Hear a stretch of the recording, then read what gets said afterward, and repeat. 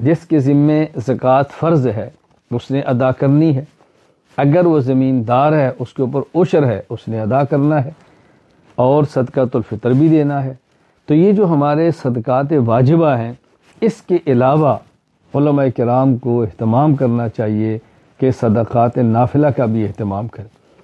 اپنی تنخواہ میں آپ 500 نہیں دے سکتے، 5 روپے دے دیں، 5 روپے نہیں دیتے 5 پیسے دے دیں، لیکن ہر ماہ صدقے کا اہتمام کریں، اس سے ہم غافل نہ ہوں۔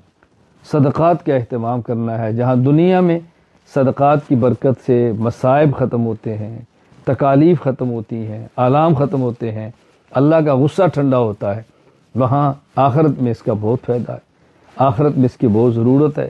یہاں کا 1 پیسہ اور 1 روپیہ کیا قیمت رکھتا ہے، یہ قیامت کے دن پتہ چلے گا۔ یہ بات ایسی ہے کہ جو علماء کرام کو سمجھانے کی ضرورت نہیں ہے، میں صرف یاد دہانی کے طور پہ عرض کر رہا ہوں کہ مالی یا بدنی عبادات جو فرض، واجب اور مؤکد ہیں، ان کے علاوہ ہم نے نفلی عبادات کا اہتمام کرنا ہے۔